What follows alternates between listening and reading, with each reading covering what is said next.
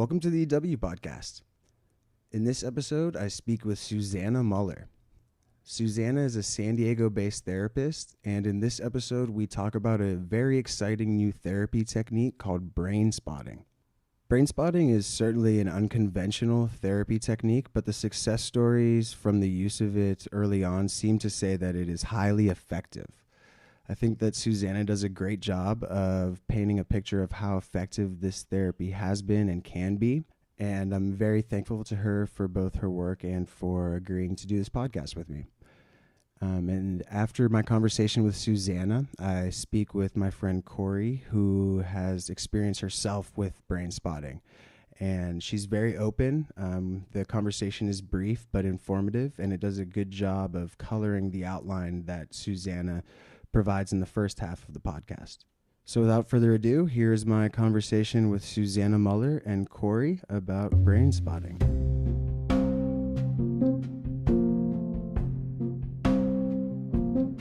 Well, my name is Susannah Muller. I'm in Sorrento Valley. I have a private practice. This is a really cutting-edge technique. I'm really excited about it. I just recently got certified in it. Okay. Writing an article on it to try to get the information out there because the results I'm seeing with people are just amazing. Can we just go? Sure. What is Brainspotting? What is it? Sure. Yeah. So David Grand is the man who developed it. He's a Manhattan psychologist, trauma specialist. After 9/11, he saw over 100 people who'd been directly involved in the Twin Towers, and he got to be really, really skilled at working with people who had severe trauma. He was an EMDR therapist. I don't know if you're familiar with EMDR. Eye movement? Yeah, the eye movement. So he was used to using his fingers back and forth, alternating left eye, right eye. But EMDR goes at a particular pace, and he had actually slowed it down in order to have a more gentle method. And he developed something called natural flow EMDR, and he was had become a trainer and was going all over the world teaching this method, which was a more gentle approach to trauma. He was working with a young figure skater. As he was moving his hand across her eyes, he noticed her eyes wobble in one spot. And just kind of on instinct, he kept his hand there. He didn't keep moving. And all this trauma came pouring out. This history of injuries on the eyes, history with her family, all this stuff came out. And she had been seeing him for, I can't remember how long, but like a year, with 90-minute sessions every week, trying to be able to do a triple loop. She could do more advanced jumps than that, but for some reason she was hung up on that particular issue. And after that session with him where she had all that stuff come out, the next day she did a triple loop and she never had trouble again. What? Yeah. What? So that's another thing. Brainspotting also works for sports performance stuff, which is really fascinating to me too. I used to be a competitive swimmer. Okay. So he wanted to know what was going on, right? He was very interested in like, how did that happen? Like something about that eye reflex triggered something going on in her brain that just released all this stuff, and it was healing for her. It wasn't just like she remembered, it was healing for her to get it out. So he started doing that more with his clients, and a lot of his clients were therapists, and so they started seeing what was doing for them, and then they started using it with their clients. And so it just kind of was like a grassroots started spreading thing, and then people came back to him and said, you really have to start teaching this. Like you need to get out there and get the word out. He's from what I can tell, he's more about like doing the healing and stuff. He's not like seeking out to sell his books or anything like that. He's just really truly about helping people heal. So interestingly, Brainspotting is actually really big overseas because he already had all these connections overseas, and he went over there and he started teaching it. So like Buenos Aires, and like there are 4 seminars coming up I was looking at, and it's like Vienna, Sydney, I can't remember what the other one is, in Sacramento. It's like, yeah, I'm going to Sacramento. Yeah. But they're all like, it's all over the world. It's really, really interesting, and it's catching on really fast. So what happens when a client comes in from Brainspotting therapy is any kind of trauma. And we talk about big T trauma and little T trauma. So big T trauma is like, the Trade Center towers, a car accident where you nearly died or where someone else died. Combat, the veterans coming back. Those are big T traumas. Little T trauma could be a relationship breakup, could be losing your job, could be, something much more ordinary, but is still for that person very upsetting. Right. And so anything like that is a good topic for Brainspotting. Depression, anxiety also work. Okay. So what happens is when the person comes in, we have them get in touch with whatever we're going to focus on so that they're feeling it in their body. Once their body is activated around it, we use a pointer and we go across their visual field. And the therapist's job is to watch the client for certain signs that we've hit what he calls a brain spot. It's a little bit of a misnomer because it's not one spot in the brain particularly, but it is sort of a network of activation in the brain that is around that event. I see. And then when they hold that eye position, they will process it. To back up a step, when we have a traumatic event happen to us, we actually download that into our body. And there's a few books out there on that, the most famous of which is called The Body Keeps the Score by Bessel van der Kolk. And so what happens is trauma overwhelms the brain system, and we can't process it all at once. And so in order to deal with it, the body just kind of holds on to it. So that's why when people have flashbacks, that's because that's unprocessed trauma in their nervous system. So what happens is with brain spotting, we release all that stuff that got built up in there. Wow. Yeah. The brain has connected to that, maybe another memory where something similar happened could come up. Is there any evidence to show that the activation point where you have the eye kind of activated to the brain spot, is that, I mean, I guess it'd be hard to prove, but is that kind of where they were looking when the trauma happened? That's a very good question. Sometimes that's what we call a natural gaze spot, where when they're talking to someone, they look somewhere, because sometimes people will do that. Every time she talks about, that car accident, she looks to that corner or something. Right. And that is a brain spot that person is just naturally going to. Interesting. Yeah. What's stopping someone from just doing this at home? I guess They can. Yeah. They can do it at home. It's a little tricky. There's different ways to find the eye spot, or the brain spot, the eye position. But one of them is watching the body for clues, and that's what we call outside window. Inside window is when the person is themselves looking at different places and can notice a different feeling looking at different places. And they can choose, do I want to go to the one where I'm really highly activated, or do I want to go to one where I'm less activated? Then there's also the natural gaze, like you had mentioned. But I do want to back up a little bit and say one of the things that David Grand feels strongly about is that brain spotting works best in the dual frame, what he calls a dual window of attunement. So attunement is the therapist being attuned to the client and being there for them. And then also, if you've heard of mirror neurons, have you know what mirror neurons are? No. So it's basically what forms empathy in us. When we see someone, we experience it too. So our neurons are mirroring what their neurons are doing. And so that framework often makes it a safe environment for someone to process the trauma. So particularly traumas where we felt alone or completely overwhelmed, it can be really healing to have someone there with you when you go through it. Yeah. The other thing I should back up and talk about brain spotting is, if you want to make a model of the brain, you can make a fist with your thumb in the middle, and then think about the fingers being sort of double size, and that would be our cerebral cortex, and that's the most evolved part of the brain, or the primate brain. Underneath, where the thumb bends in, is the midbrain, and that's the middle part of the brain where a lot of emotion is stored, a lot of memory is stored, and is subconscious for the most part. The amygdala is in there. And then there's the brain stem, which is like the going down your wrists there. So when we do brain spotting, when they map the brains, it's not the cerebral cortex that's lighting up so much, it's the deep brain. It's the midbrain and the brain stem. Now, most talk therapy is going to be in the cerebral cortex. The cerebral cortex is where our language is, where our reasoning is, where we do analysis and that kind of thing. But a lot of this trauma that we're talking about getting stored in the body is much deeper. It's in the brain stem. It's in the midbrain. Is that because it's being learned as like a defense mechanism, like it's being now put into our fight or flight response? It's about survival a lot of the time, because the body's always strongest instinct is to survive. And so it's going to be paying close attention to that. Even when we're just sitting here talking like this, part of our brain is scanning the environment for danger, and is always aware of that. So yeah, that's why it goes so deep. So I talked to someone about brain spotting. They went through it. They've done it twice. And she was saying how just wrecked it leaves her, how she just feels, she said she couldn't have hung out with friends afterwards. Right. It can be really intense and really tiring. Yeah. It's not always. I have other clients for whom it's really relaxing. Really? As a matter of fact, a lot of the clients who come in with anxiety find it's almost like if normal is 0 and they're anxious up to a 5, they're ramped up, it's almost like it takes them down to -5. Which is just my observation. I don't have research on that, but it's just an interesting thing. Does that depend on on what they're dealing with? I think it does. Yeah. But a lot of times you might be sort of watching a movie of your life related to that trauma, and that might be hard. Though most people find brain spotting is tolerable. We call it a containing therapy. Right. You don't have to stop and take care of someone. Most people find they can handle it. Right. And the nice thing is, even though it can be intense for that half an hour or whatever, then it's gone. Mm-hmm. You know, I mean, I don't know what she's told you, but the results of it. Oh, she raises. I mean, she's going to do it again. So clearly, she has seen good results from it. Yeah. But she was just noting how, don't have plans after. Yes, I do tell people, don't like have an important meeting you're going to afterwards, or you might be distracted. Yeah, and even plan sometimes just sit out here in the courtyard and just relax a little bit and just decompress before you get in the car and try to drive, because some people go so deep into that deep brain that it takes them a little while to come back to a place where they're like completely aware of their surroundings again. Would you not do brain spotting with a patient? Is there a circumstance where you would say, I don't think this is good for you yet, or maybe?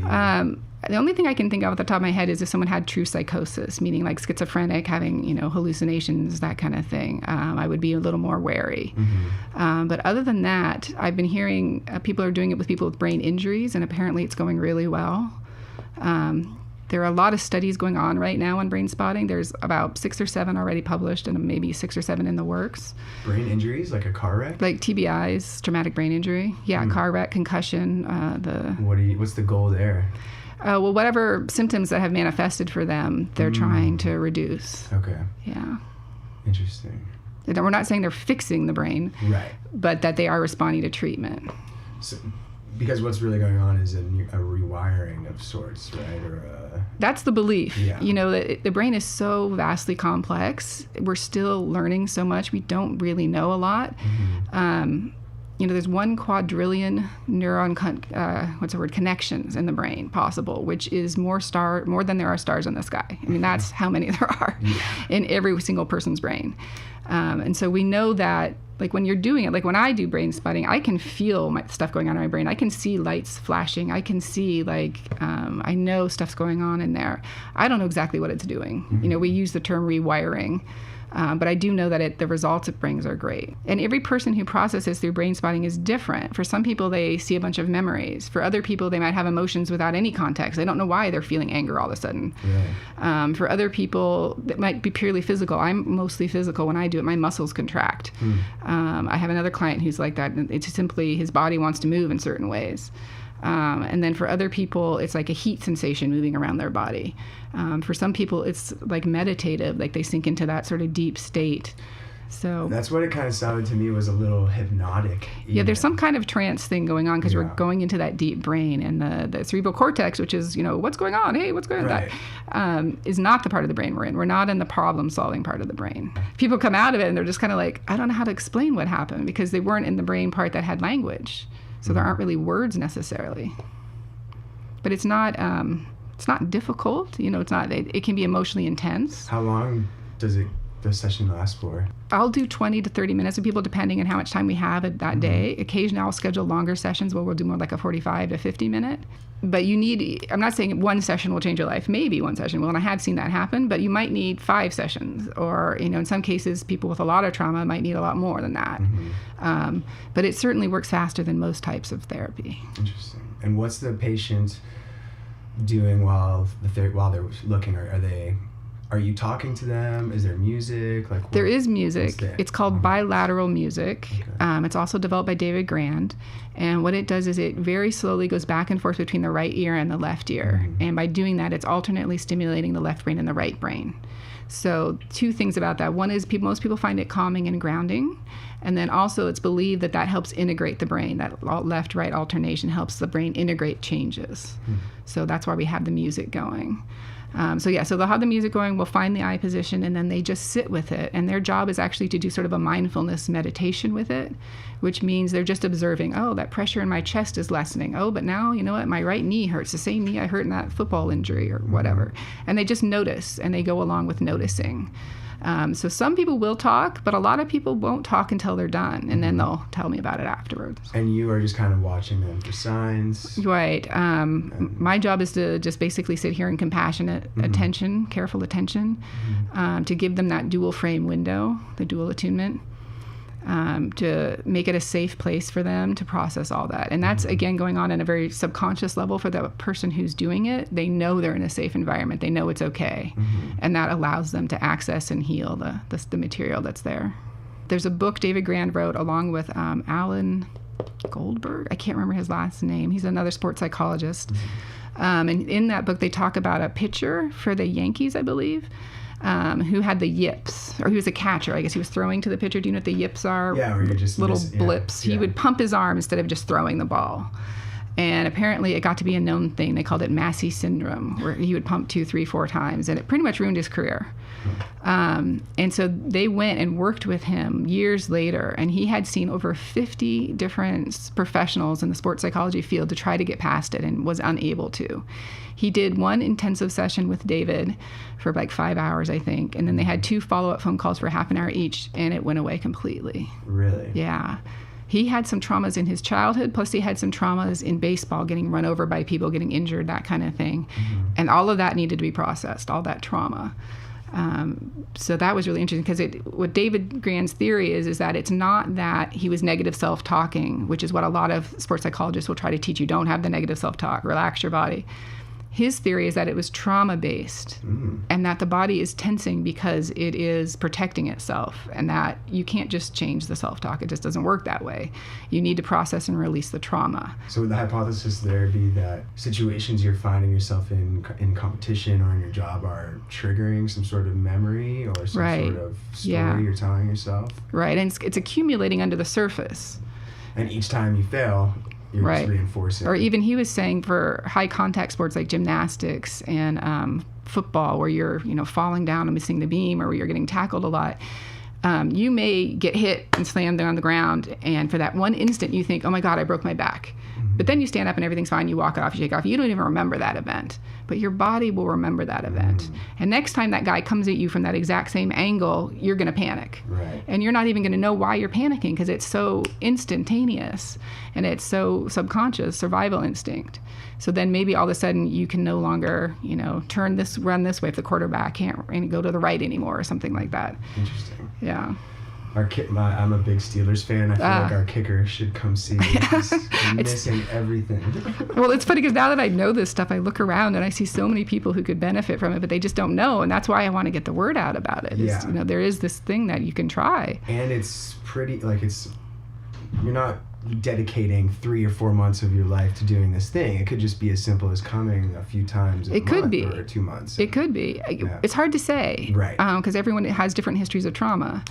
But if you have the more extensive history, the more time probably. Right. Yeah. It's not a shortcut necessarily, but it just has. It is in some ways. Okay. Yeah. It is in some ways. It feels like, but it's not to say that it's just come in for an hour and you're fixed. You know? Would you recommend someone do this therapy in conjunction with another form of therapy, or do you think? Yeah, I do think you still need that person there helping you figure out what to focus on, helping you if you get overwhelmed, helping sometimes people can't face things on their own, but they can face them when there's someone there who's helping them. Then there are other things I think you could probably do it on your own. So it kind of depends on what you're dealing with. You mentioned that it had been used in the Newton school shooting. Yeah. Right? Can you talk a little bit about Sure, yeah. The Newton Sandy Hook school shooting. After that happened, the federal government poured a lot of funds in there to support therapy to heal the people of the community there. And 4 years later, there was an independent foundation who did a survey of all the people who'd received those treatments and asked them to say, how effective was it, et cetera. And Brainspotting was rated the #1 most effective therapy method. Really? Do you know how many they tested or how many they... I don't off the top of my head, but if you go to brainspotting.com and you look under the research, you can find the link to the article, the PDF. That's crazy. So they were using it on children. I assume they were using it on children, but they could have been anyone who was affected by that tragedy. Right. Yeah. Have you done it with children? I have not. I'm trying to get my son to do it, though. And I know with kids, you do it a little bit differently. The 2 methods I've heard of is one, you use like a finger puppet rather than a pointer so that there's something they can look at. Another person was telling me they put like those glow-in-the-dark stars on the wall and had them be looking at the different stars until they found one that felt safe. I imagine the hardest part would just be focus, getting them to focus on that. Because that's the main part of this, right, is the focus. Well, it isn't. Okay. 'Cause a lot of people come in here with Western mindset and they want to try really hard to make it work. And it's actually much more passive than that, because you're letting that lower brain, which is automatic, it automatically runs our heart and lungs. In the same way, it will automatically run the program it needs to run to clear out the stuff. So it's getting them probably to be still with that and to let that happen. So what would you say to someone who's maybe thinking about trying this for the first time? What kind of suggestions and... Well, find someone who's certified in Brainspotting. So the first few times, because for most people it's completely tolerable, but for some people it is very intense and it can be really tiring. So like you said, don't have something going on afterwards. That's really important. Maybe plan a mellow evening at home or something afterwards. And just, be prepared for anything, though, because it could be that you don't have an intense session, that you just find, your body wants to curl up in a little ball. I had one client describe that. She just wanted to hunch up almost like in a fetal position. But she didn't know why. It was just a body reaction she was having from deep inside her nervous system. Did you see progress in her after that? Was that a progressive step? She felt afterwards, she felt like the thing we had started with, the issue we had started with had been a relationship breakup, actually. But it also reminded her of stuff that had happened with her father. And afterwards, she felt much better about both those things. Everyone is different, and yet the healing just happens. The nice thing about it is when, like with coherence therapy or any other kind of therapy, you're often trying to figure out where do we go next? Where do we go? How do we guide this? With Brainspotting, you sit back and let the person's body and brain tell you where to go. Right. If you'd like to get in contact with Susannah or learn more about Brainspotting, please visit theewpodcast.com and find the blog post with this podcast episode in it for those links. Now, here's my conversation with Corey about her experience with Brainspotting.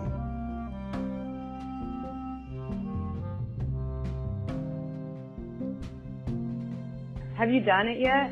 I haven't. It's really hard. I'm not going to lie. It's hard. After the first time I did it, I immediately felt a lot better, but the thought of going through it again was like, I didn't know if I could handle it. Really? So it's something you almost have to mentally prepare yourself to go into and do? Yeah. So the first few times I saw Susannah, she had talked about it, but I was a mess and, just crying my eyes out. And she was like, I don't think you're ready yet, because I was already probably in a dark place. I don't know. Because she said you have to, what you go through could be really traumatic. And you don't even really know why. It's some people, I guess, later on they'll think of an event or something that happened to them. And they're like, oh, my gosh, I haven't thought of that in forever, or forgot it happened. But for me, that's what's so weird, is I have no clue where it was coming from. Initially, I was like, this lady's crazy. Nothing's going to happen to me here, right? And then it's not being hypnotized because you're there, but it kind of you're kind of in another place, I guess. But it was I immediately started bawling and wanted to roll up in a fetal position, the deepest sadness ever. It was crazy. And then that it kind of goes in a wave. So then you kind of come to, I guess is the way to say it. And I just thought, I don't want to go back there again. And then she's just just try to focus on it. And if it's too hard to look at it, look beyond it. And then the next wave, I guess I was still crying, but I was just really pissed. So mad. Where was it? Where was that anger directed? So that's the part of your brain that you try to reason with, that we have every day. So you start thinking, why am I so mad? I don't know. I have no clue. So it must have been something that I suppressed whenever ago. To the point I was making fists, my fingernails were digging into my hand. I was pissed. And I even told her, I was I can't. I'm too mad. We got to stop. And she's just, 30 more seconds. Time is I couldn't even tell you how long it lasts. No clue. How many times have you done it? I've done it twice. After I did it the first time, that night I came home, I was exhausted. There's no way after you do it, don't plan anything, because you're just, it's not it ruins your whole night, but for me it was my eyes are red. You're just kind of whoa, what happened? Or I don't know. I couldn't have went out to dinner or anything. I felt nauseous. I also felt nauseous. And I asked her if that was the thing. She was like, some people do. like your neck starts hurting while you're doing it. Mine does every time. And I don't know why, but she said that's really common. What's the day after like? The day after was like kind of a relief. I don't know, like I was having a lot of anxiety about going to work, like crying in the parking lot, not wanting to go in, not sleeping well, and coming home from work and just immediately drinking. And it wasn't like just one glass of wine. It was like, it could have been, but a lot of times it was the whole bottle. When I was at work before, like getting there was a struggle, hitting snooze, not wanting to go, having anxiety, almost crying. And the next day, I don't know if I realized it or not until like after I thought about it, but I was like, well, I just like, it wasn't like I wasn't excited to go to work, but it was like I didn't have that, like my heart pounding, you know, that feeling in your chest that you get when you have anxiety. I would always feel like I'm going to get like that feeling that when you're going to get in trouble for something. It's kind of like I would always think, oh, what if my boss wants to talk to me? Or Right, like it just filled with shame almost for like no reason. Yeah, so that was better. I was better. And then the next week I go back again. And she's like, I really would like to do it again. And I was like, I know that it's helped me, but I wasn't better. I'm still not better. I'm not going to say I'm better. That's for sure. But I mean, I think it's a process for everybody, right?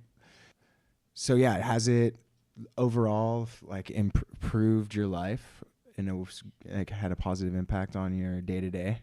yes, it's crazy.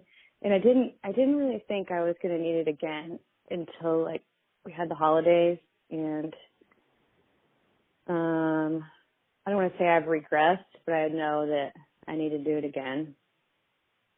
But I'm so much better, like wanting to actually exercise and like coming home from work and not thinking about like going straight for a drink.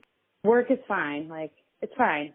It's still Monday morning. Do I want to go to work? No, but I'm not like, I don't have that feeling in like your chest or your stomach or, you know, whatever that is.